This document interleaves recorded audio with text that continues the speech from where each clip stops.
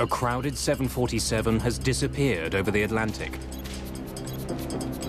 Air India's not showing up. Pieces are found scattered on the ocean's surface. But the vital clues are deeper than any air crash investigation has ever gone. In this accident, we had nothing. It was just mind-boggling. An international recovery effort goes to the very bottom of the sea to rebuild the shattered plane. What they discover will send shockwaves around the world.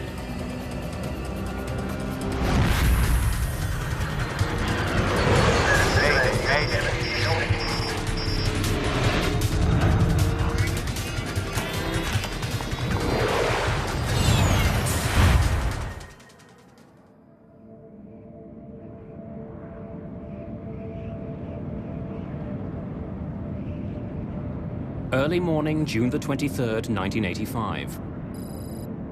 A 747 flies across the Atlantic Ocean, 9.5 kilometers above the water. The jumbo jet is nicknamed Kanishka, after an Indian emperor. And Air India promises passengers it will be a palace in the sky. Indian hospitality is something that the culture prides itself on, and you do experience that when you fly Air India. The colors are rich and warm inside. It's your gateway to India. On its way from Canada, the plane is heading to London, England, before continuing on to New Delhi. It's been in the air for 4.5 hours.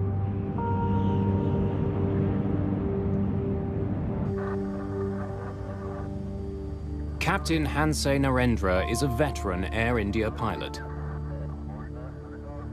Satwinder Binder is a captain too, who's serving as first officer on the flight. As the plane nears land, Binder talks with the flight's purser. Yes, sir? Inshah, do me a small favor. At the back of the plane, seat 54, a boy is sitting there. He just wanted to have a look in the cockpit. Can I send him now? After about 15 to 20 minutes.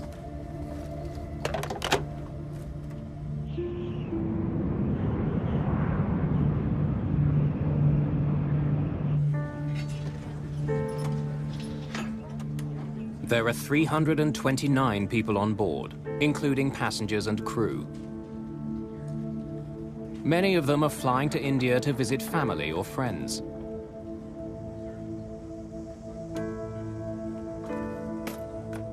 Vishnu Pada is traveling to India with his 2 daughters.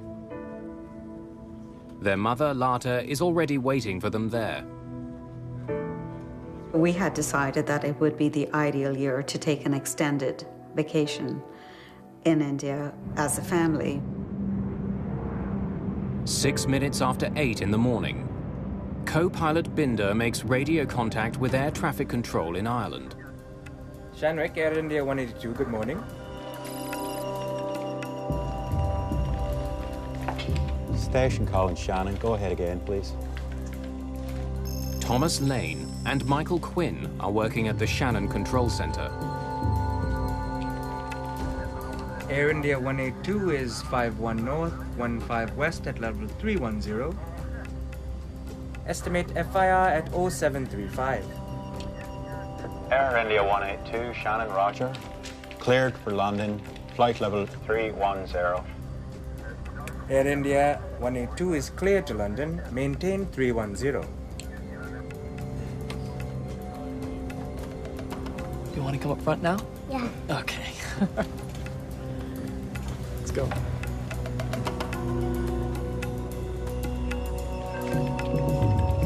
It's a light morning at Shannon Control. They're dealing with just 3 planes. But something peculiar has happened. The signals are all jumbled up. The signals on radar merged so that it was totally impossible to read the call signs and flight levels of any of the 3 aircraft. The Air India 747 is flying at 31,000 feet. A TWA jet is several thousand feet above it, and a CP flight is 2,000 feet higher. All are traveling east. Because the planes are stacked on top of each other, the signals have merged on the controller's two-dimensional screen.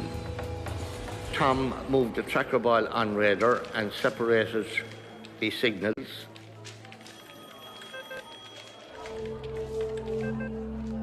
Two of the planes reappear on the radar, but the Air India flight has vanished.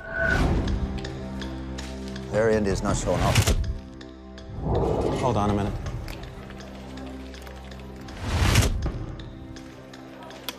Air India 182, do you read? Air India 182, this is Shannon. Do you read? Over. It's 8:14 in the morning. I had a gut feeling. To this day, I don't know why I picked up the phone.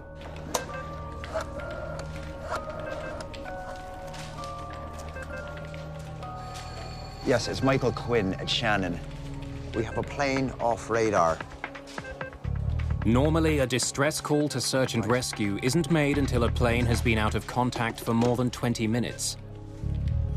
The Air India flight has been missing less than 60 seconds.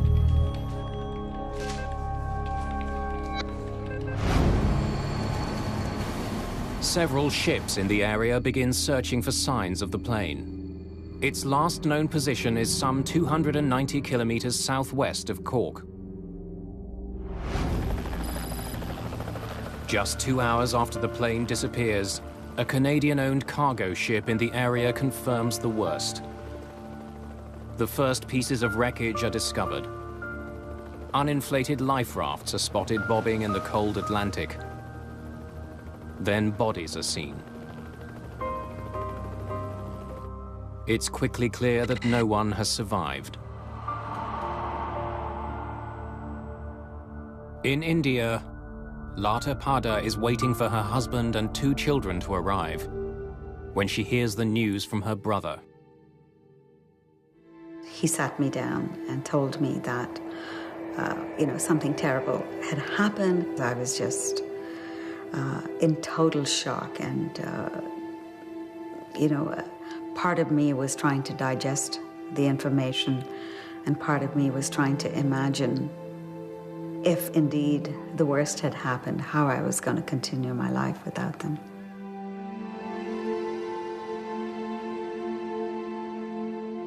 Dozens of bodies arrive in Cork. Many more will follow. Now investigators are faced with the enormous task of finding out how they died and what had caused the crash of Air India Flight 182.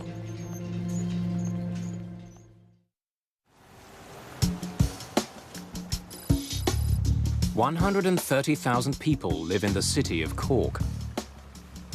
Tucked into the southern coast of Ireland, it's long been a vital seaport.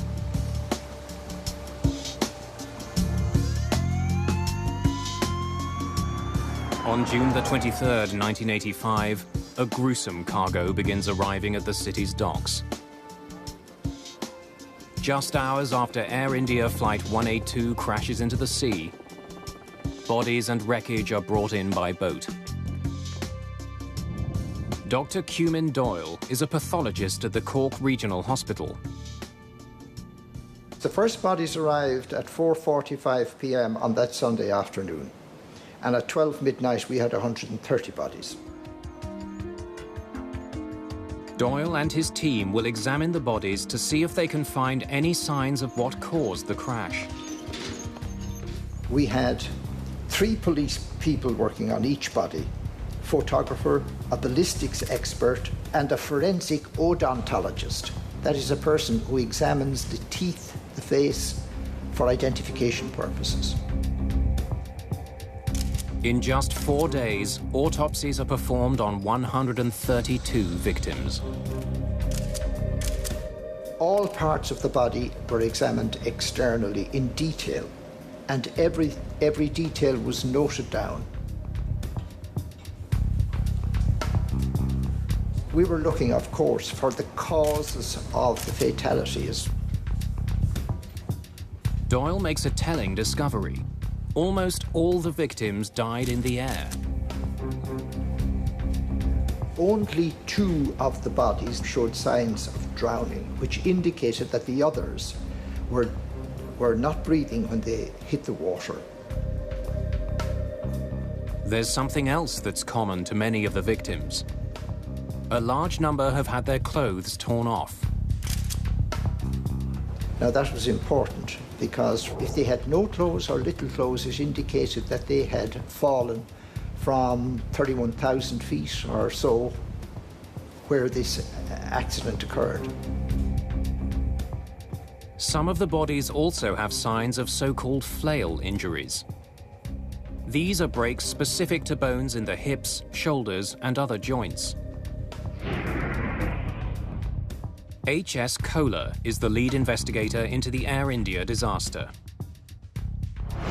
The flail injuries tell him the passengers weren't in the plane when it hit the ocean. They are caused by tumbling, violent motion of the body in air. And that is the pattern of the injuries when a passenger is thrown out of the aircraft at a high altitude. The autopsies show that somehow the plane had been ripped apart high above the water. Passengers were thrown into the sky long before the plane crashed. The biggest challenge in this accident was that we had no physical evidence available to us in this accident in terms of wreckage, in terms of passengers, crew, or in terms of eyewitnesses. In this accident, we had nothing. The most important job of the investigators is to try to find the plane's black boxes. The 2 devices record cockpit conversation and other technical information about the flight of the plane.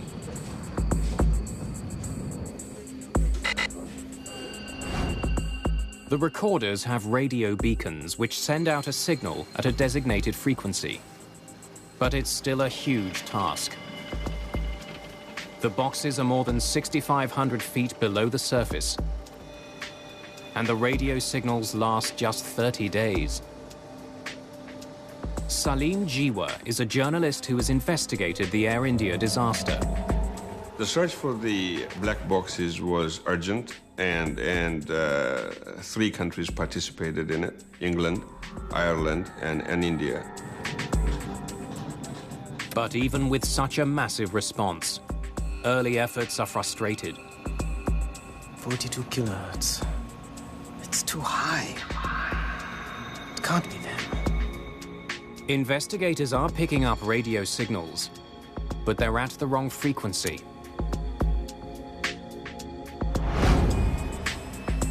As the search continues, H.S. Kohler and his team study the maintenance history of the plane. They want to know if an undetected flaw had caused the jet to come apart in flight.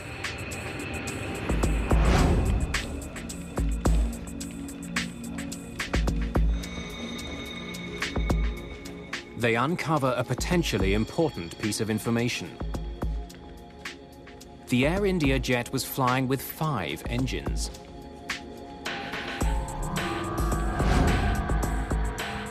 A 747 normally has 4 engines, but it can carry more. The plane was designed so that it could transport a malfunctioning engine beneath its wings. Ground crews can mount the engine to a bracket on the plane. It's exactly what happened to the Air India jet. There was an extra engine that a previous flight had left behind that was mounted on the wing of the aircraft. The extra engine creates substantial drag on the left side of the plane. If the pilots don't properly compensate, the plane will start turning in that direction. And this hypothesis continued that there is possibility that this 5th engine might have caused the breakup of the wing. In fact, investigators discover that before the plane took off for London, the flight engineer noticed problems with the way the engine was attached. There was a small problem in the 5th engine. I've asked them to fix it up. All right. Investigators also learned that some internal parts of the extra engine were taken out and stored in Flight 182's cargo bay. They are so enormous that pieces of the cargo door were removed to make the job easier. Some of the other parts of the engine went into the rear of the aircraft. Aircraft such as the 747 can handle this quite easily. It's routinely done. But if the cargo door wasn't reassembled properly, it could have led to an explosive decompression.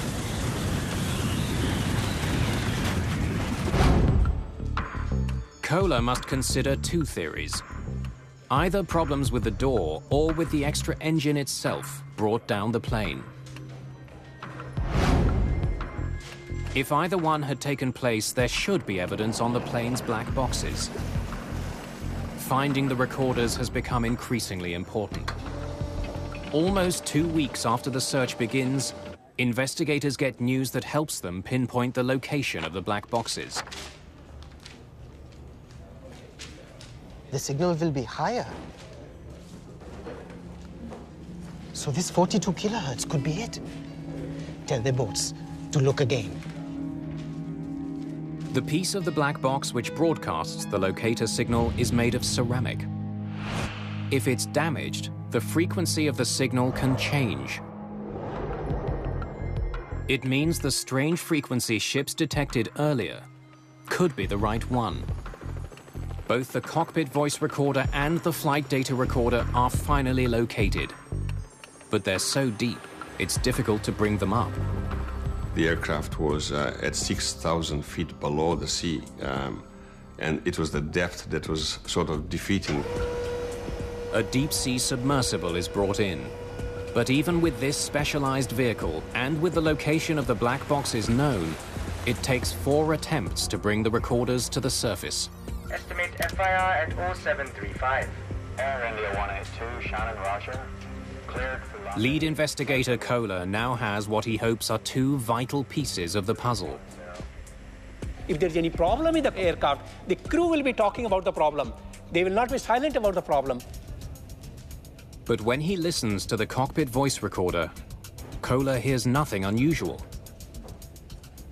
After the last contact with air traffic control in Shannon, the voice recorder picks up the crew talking about customs seals. It's paperwork that has to be completed before landing. Not been used. They want about 30 custom seals. Customs? Yeah, custom seals to seal the bar before its arrival. The conversation ends in mid-sentence. That was it, and then everything was, of course, silent. The plane's flight data recorder tells a similar story. Kohler pours through details about Air India's speed, altitude, and dozens of other pieces of information. We found that all parameters of the aircraft altitude, aircraft heading, aircraft bank attitude, roll attitude, autopilot engaged, everything was working normally till the last point. After analyzing both black boxes, Kohler can't find any evidence that the plane was in trouble before it suddenly disappeared from radar. But the very lack of evidence does suggest something. Both recorders get their power from the plane's engines. Both stopped at exactly 14 minutes and 1 second after 8 in the morning. Since the recorders stopped working at the same time, the problem on the plane had to be catastrophic enough to sever the jet's electronic system before the crew could react. Yeah, custom seals to seal the bar before its arrival.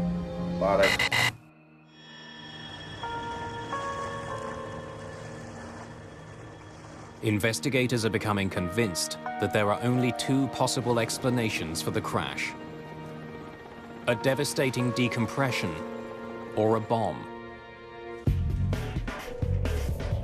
They study the wreckage that's been found floating on the surface of the ocean, but it's just a small percentage of the entire plane. And none of it is helpful to investigators. It offers no clues to explain why the plane crashed. To go to the cause of the accident, we had to go to the wreckage which was lying at the bottom of the sea. But what parts of the plane should investigators focus on? The black boxes were equipped with radio transmitters which made them easier to find. But the debris field is deep underwater and enormous, some 16 kilometers long and 6 kilometers across. How do investigators identify the one clue that will help them unlock the mystery?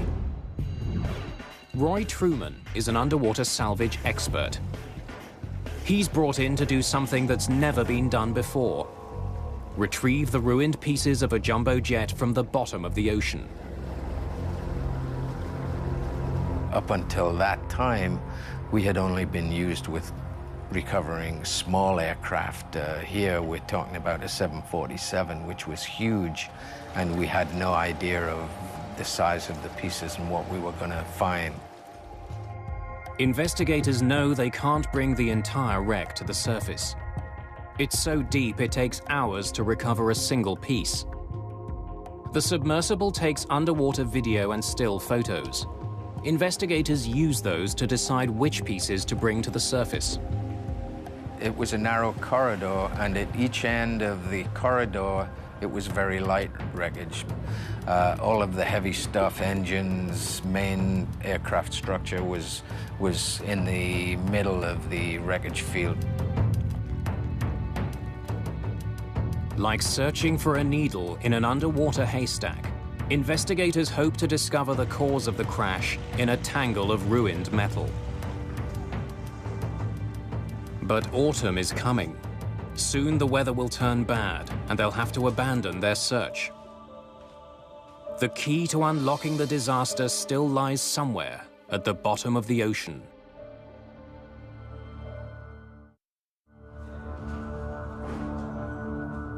Investigators from India are scouring the ocean floor, trying to find out why Air India Flight 182 fell from the sky. As the work continues in Ireland, there's growing suspicion in Canada that the Air India crash was no accident. As police and investigators sift through the list of passengers on the plane, they find something peculiar. Many of the passengers who were on Air India Flight 182 began their day in Vancouver. They were using another plane to connect to Flight 182. One of the passengers who bought a ticket for that plane never got on. Well, the passenger, we have never identified him per se, but the ticket identified him as M. Singh. It simply had an initial, but no full name. We believe that name to be was fictitious, and that the person never intended to travel. While he never boarded the plane, M. Singh did check in. Next, please. On your way to Toronto? And I want my bag checked through to Delhi. Sir, I can't do that. Your reservation is only confirmed to Toronto. Oh, I am confirmed. This is my ticket. Jeannie Adams is a ticket agent working for Canadian Pacific. Mr. Singh, you are on standby to Delhi. I can't. But then I have to pick up my bag.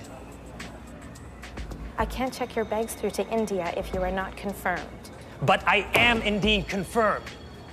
Wait. I'll get my brother. He'll tell you. There are as many as 30 people waiting to check in. Adams doesn't have time to wait for the man's brother. Oh, okay. I'll check it through. But you have to check with Air India when you get to Toronto.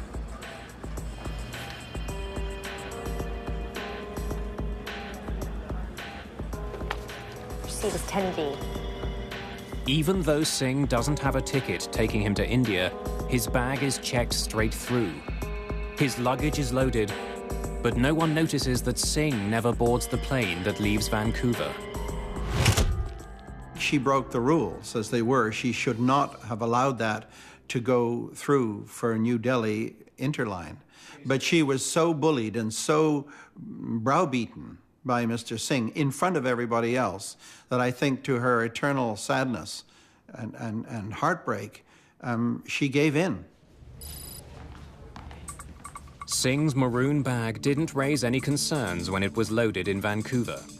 Since the Air India flight was international, when the bag arrived in Toronto, it faced a more strict series of inspections. This is what it will sound like.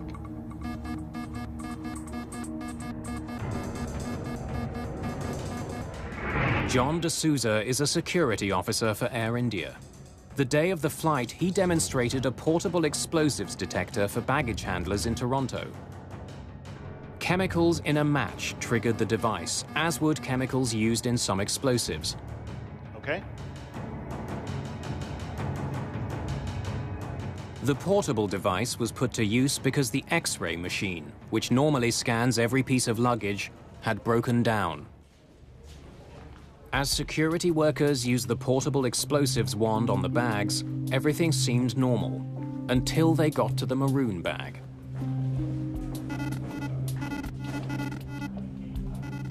The bag did trigger the device, but the sound it made was very different from the one workers heard during the demonstration. The bag was passed and allowed on board the plane, eventually flying towards England.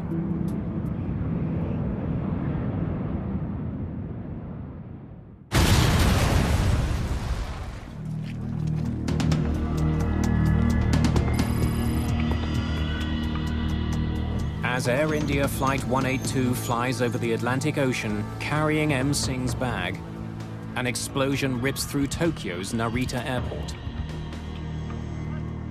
2 baggage handlers are killed, 4 people are injured. A bomb has been hidden inside another piece of luggage that came from Vancouver. Luggage that was bound for another Air India jet. And it was headed for the cargo hold when it exploded on the ground. Once it was put on, the bag was probably just thumped a little bit, and it exploded as the 2 Japanese baggage handlers were putting it on a conveyor belt. Just as on Flight 182, one of the bags being moved in Tokyo was checked in by a passenger who never boarded the flight. There was no X-ray machines in use at Vancouver Airport. There was nothing to stop that bag from flying to Tokyo. There's a disturbing connection between the Tokyo bombing and the Air India flight. The tickets for the men who checked both bags were bought on the same day by the same customer. The single crash of Air India Flight 182 has suddenly become part of a much larger story.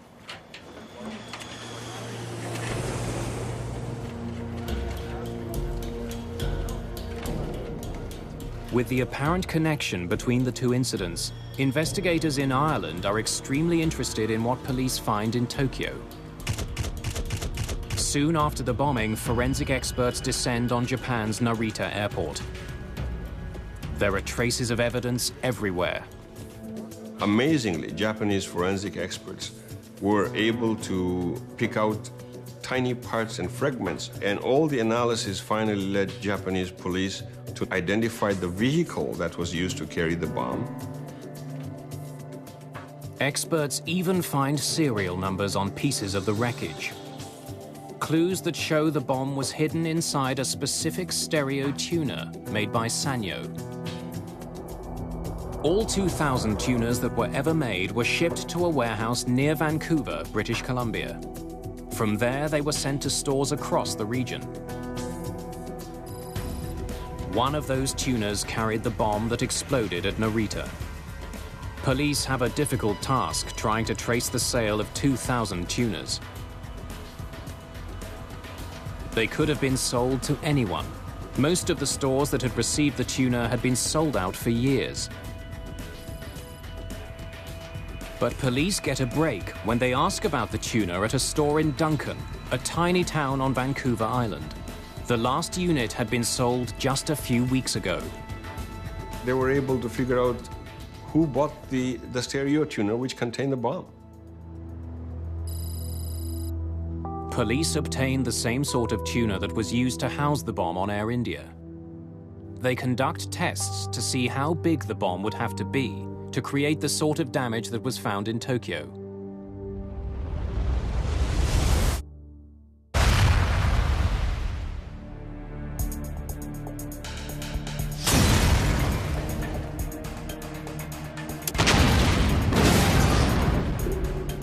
there was a progressive experimentation using dynamite to find out the extent of damage particular strands of dynamite would cause.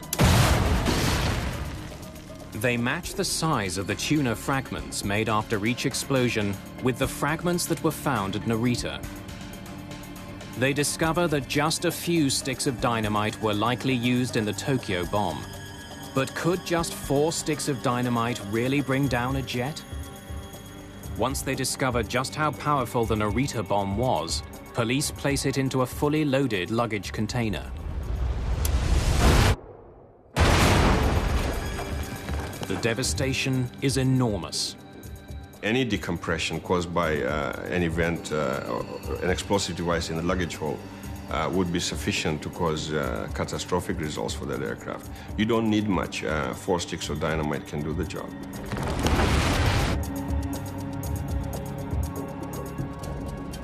The cramped quarters of a cargo hold amplify the power of a bomb.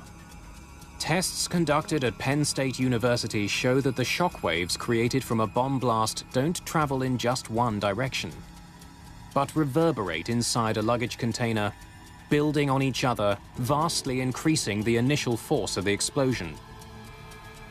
If a bomb had indeed exploded in the cargo hold of Air India, it would have caused enormous amounts of destruction. It's the sort of damage that should have left its mark on the remains of Flight 182. Investigators have a growing suspicion that this plane was brought down by a bomb. But they still have no proof. So the investigators were not only looking for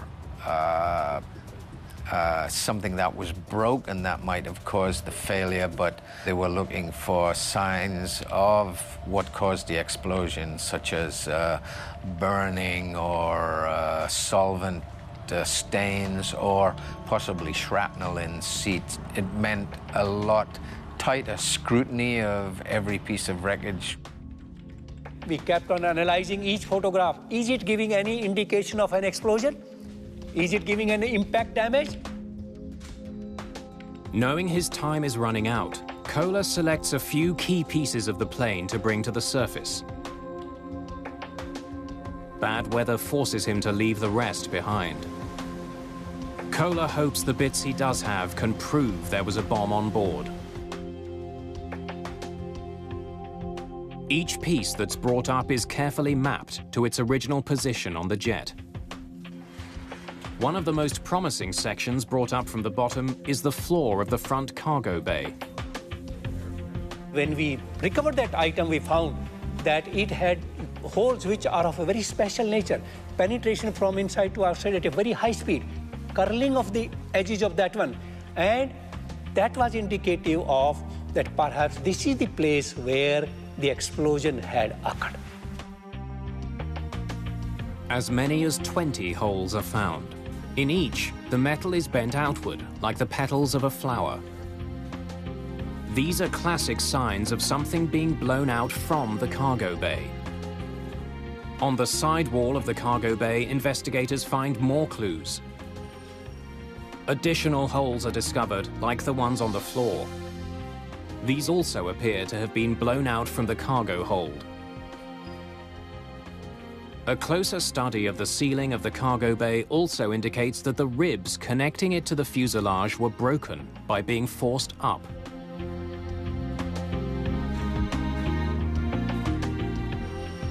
Investigators are convinced that the wreckage shows that a bomb had exploded in the forward cargo hold. If the bomb had gone off in the front of the plane, it would explain why the flight data recorder and cockpit voice recorder cut off so quickly. Like other 747s, the electronics bay on the Air India flight is located below the cockpit. Many of the important electrical systems on the plane run through here. The forward luggage compartment is right beside it. And so when the bomb went off, the explosion would have taken out the computers, completely, and there would have been absolutely dead silence, and that's precisely what happened. Investigators are convinced that Air India Flight 182 has been destroyed by a bomb. This was no accident. The crash of the passenger jet was a crime. Nobody thought that such an evil plot of blowing two aircraft simultaneously would occur from Vancouver.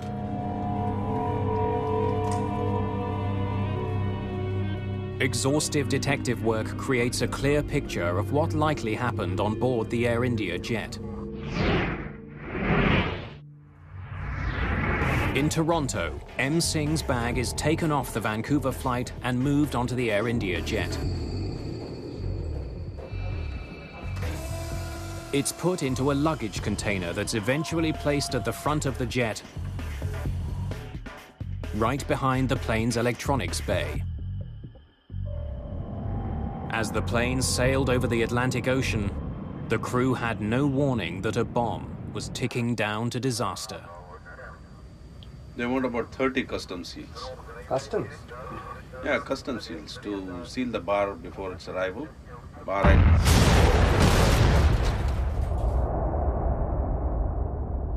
When the force of the blast hit the floor of the jet, it pushed it violently upwards. The thin fuselage would have been blown apart. The air pressure inside the plane would have rushed out, tearing passengers from the cabin and fatally crippling the jet. The debris scattered over 9 miles is an indication of how rapidly and how fearsome this whole decompression was. But in this instance, the aircraft completely didn't stand a chance of flight. There was no way of continuing flight in this case. As the jet fell towards the sea, the forces put on the fuselage tore it apart. It would have a tail torn off and the wings would start breaking. And there's no way of sustaining flight after that. It goes into gyrations. Once it goes into gyrations, there was just massive structural failure. After months of painstaking work, investigators believe they have unraveled the cause of the Air India crash. They've proven a bomb brought the plane down. It's now up to police to find the bombers. But with so many deaths and so many more possible if the Narita bomb had exploded in mid-air, there's immediate interest in making passenger jets safer. This was one of the biggest disasters in the Indian aviation history. And it could have been avoided if the procedures were in place. As the hunt for the killers continues, extraordinary steps are taken to tighten security and to see if jets can be made to withstand the force of a bomb.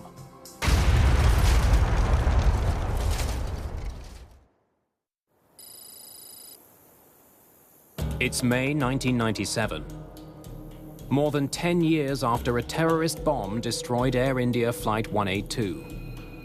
An out-of-service 747 is about to take part in a remarkable test. 2 bombs are placed in the front cargo bay. 2 more are put in the back. Well, the burning threat test was actually intended to prove 5 years worth of research, that we can protect an airplane using hardened luggage containers or hardened liners in the cargo hold. The plane is also pressurized to simulate the conditions a jet would encounter at cruising altitude. Pressurization is the key to that kind of experiment. The added energy that you have from the pressurization inside the airplane adds to the damage.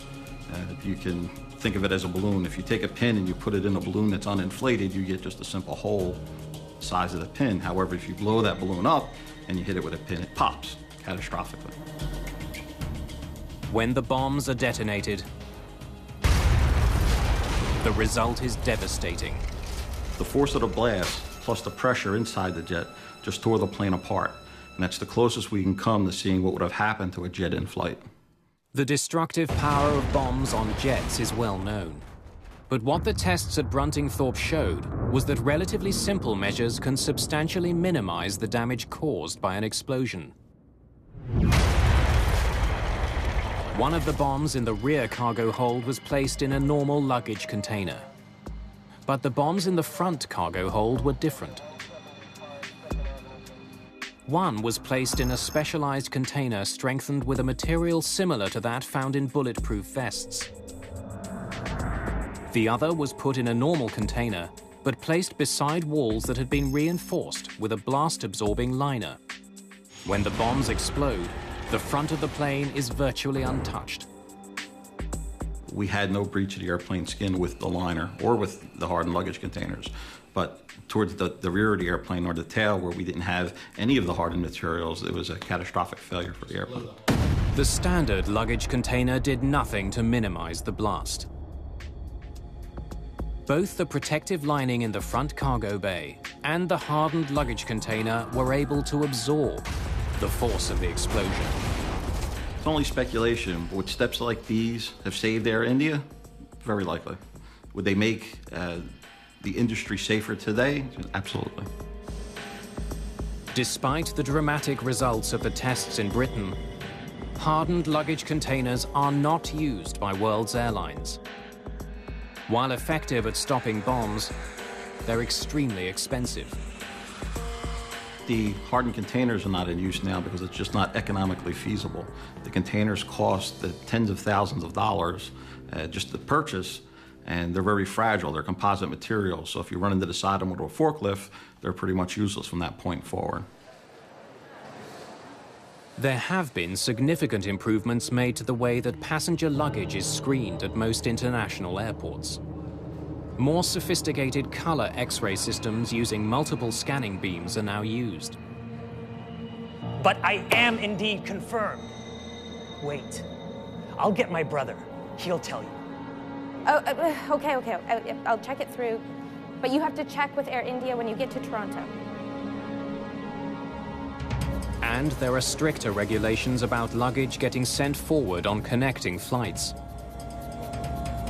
In the case of Air India, the most important thing of all was passenger baggage reconciliation. This is the key to detecting an explosive device or a terrorist.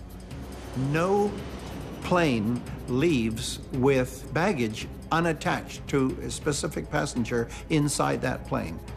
And that must be so.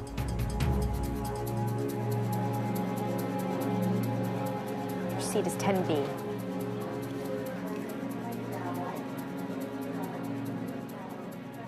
I think one of the most difficult piece of news for the families to accept was the many ways in which this tragedy could have been prevented. I mean, it was absolutely unforgivable that a bag could be interlined to another destination without a passenger accompanying it. The quality of training that security guards at airports get also came under scrutiny during the years after the Air India crash. It's still an area of concern for some security experts. There's a real failure to train security personnel. And that failure is because you cannot pay rent-a-cops subsistent wages to look after your security when you get on board an aircraft. In the Air India case, police eventually traced the bombing to Sikh extremists living in Canada. They're fighting to have an independent Sikh homeland created in India. The man who confessed to assembling the bomb is sent to prison. The man suspected of masterminding the plot is killed several years later while under arrest in India. Both men had deep ties to Canada's West Coast Sikh community. It's a connection that still bothers Lata Pada. It was a deliberate act of terrorism, and hurts even more that they were executed by Canadians on Canadian soil against Canadians. More than 20 years after the destruction of the Air India flight, the shock of the day is still fresh. And many questions remain unanswered. We still don't know who the two people were who checked in the bags. Apart from the basics of who made the bomb, we don't know much about who else assisted them. We don't know who picked up those tickets. There's a vow of silence that has hindered the investigation. This inquiry will be launched immediately. In 2006, the Canadian government launched an inquiry into the Air India bombing, another investigation of what happened and why. The shocking death of so many is a continuing source of anger and disbelief.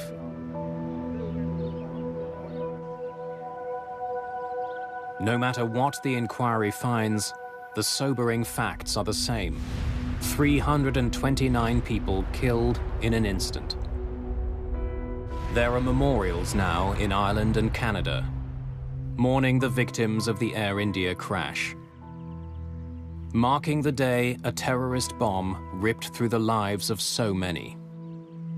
It's just so tragic about all our lives that we lead. Every day is an ordinary day in our lives, but some days, unexpectedly, something completely, totally unexpected shatters your life, and that was one of those moments.